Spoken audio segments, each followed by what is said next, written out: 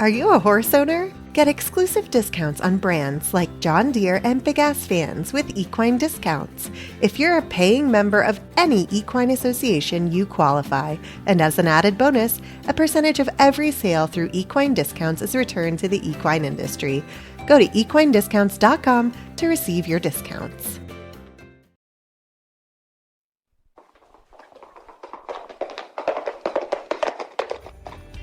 You are listening to the Horse Radio Network, part of the Equine Network family. Greetings, everyone. Coach Jen here, and thanks for tuning in to Horse Tip Daily, episode 1596, brought to you today by Spalding Fly Predators. This time, Mary Kitzmiller and I sit down for a chat about body calmness. Easy, effective, and eco-friendly fly control starts with Fly Predators. Fly predators are the organic, natural way to dramatically minimize your fly problem. Learn more about fly predators and other Spalding Labs fly control solutions at Spalding, Spalding-labs.com. This is the part of the show after we catch up a little bit on things like Marvel movies. We do Mary's monthly training tip. And it's always inspired by something interesting. So what is your training tip and what inspired it? Okay. Oh, and one little note before that. I just want to say that the Venn diagram between horse person and geek is a circle. So yes. It's a perfectly round circle. Yeah. yes. And there's nothing wrong with that. But anyway, training tip is body control for calmness. So I've talked about this a lot before on the show, and I think the questions that we have today from the auditors warrant another visit into this topic. So when I first heard the term body control or was being taught about the term body control, I just thought about it in terms of, well, yeah, I've got to get my horse to do these maneuvers so we could win the show or look super fancy in front of our friends. And so body control and the maneuvers is like, well, can I get my horse to go forwards and backwards? And can I get him to side pass and two track? Can I get him to go in a little circle and a big circle? Can I get lead changes? Can I get their hindquarters to go this way and their front end to go that way? And can I get them in a headset and yada, yada, yada, yada. And I was so focused on whether I could just check the maneuvers off my list. I didn't realize all the real benefits of getting excellent body control on your horse.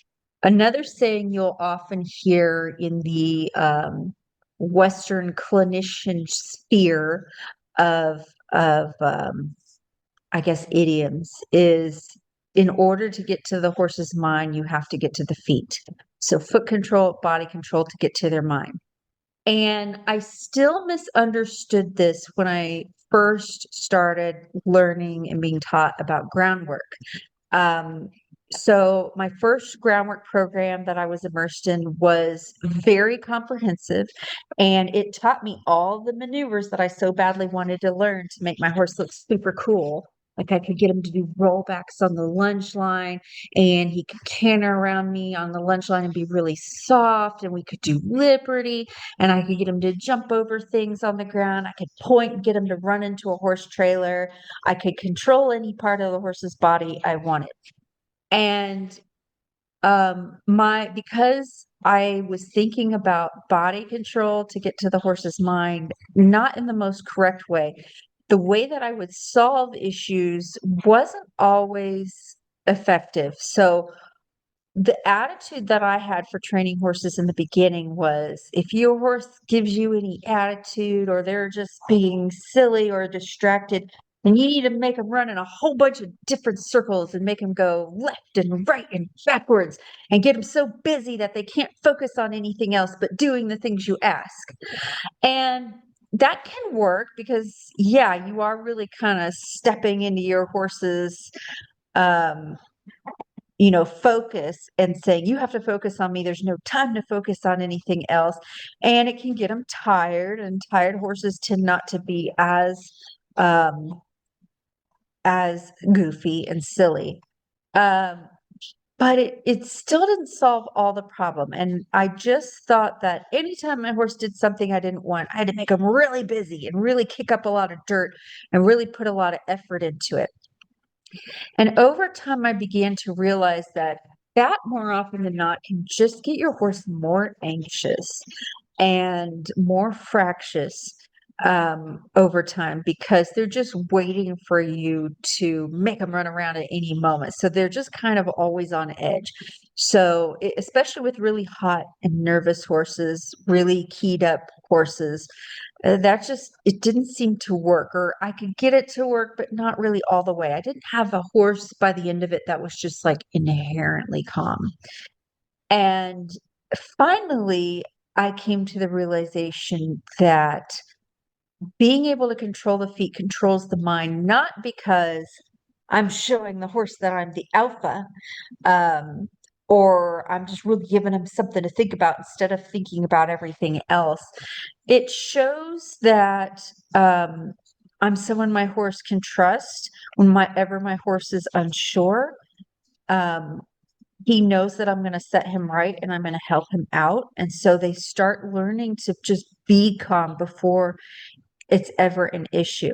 And sometimes getting the control of the feet will look like, okay, we're going to go some fast circles. We're going to work on our speed and precision, like working on a cow. But most of the time, it's real gentle. And I don't want to always be wearing my horse out on the ground or under saddle. So a real easy way to think about, well, how do I go about getting body control? There is a plethora of groundwork and riding programs out there that you can follow that will show you, this is how I teach my horse to side pass. This is how, I teach them to yield their hindquarters, whether it's a Western style clinician or a dressage trainer, or, any kind of high end trainer that can really teach horses how to have that precision. There's a lot of programs out there you can look at, but a simple way to view it is just look at your horse and just wonder, I wonder if I could get him to pick up his left front foot and put it back one step. And then I wonder if I could get him to pick up that foot again and bring it forward one step. Or I wonder if I gently press my hand on the bridge of my horse's nose, could I get him to yield to that and back up a step? Or could I get my horse to follow me around at liberty? Or if I put my leg in my horse's rib cage, could I get him to move away from that and do a little side pass? And if there's any body part you come across that you realize, I don't really have very good command over being able to control that body part, then you work on it. And, you can do trial and error. It doesn't have to be a super structured way of doing it. But the more you can get command of where your horse puts his feet, what you're going to learn after a while, not only is it going to keep you safe, because if your horse is running off, but you have body control, you can slow them down. If your horse is wanting to buck, but you have body control, you can shut that down. Or if you're walking on a bridge and your horse is not paying attention and getting ready to walk off that bridge, if you have body control, you can fix that. Or you're trying to get your horse in the trailer and they keep swinging their butt into you to try to not get in the trailer. Well, if you have body control, you can fix that. So in a practical sense, of course, you're going to have a better time with your horse. But what I've noticed over time is the more precise you get that, you will get horses that just start being calm, even the most high energy horse out there. And I think what it does for the horse, I think it allows them to settle. They want to follow direction from someone who knows what they're doing. Whatever problem you have going on with your horse, every answer I'm going to give you is body control, everything. And so if you just get to work on a really good program you like for getting control of the horse's feet, a lot of your issues just start to either melt away over time or they become extremely manageable.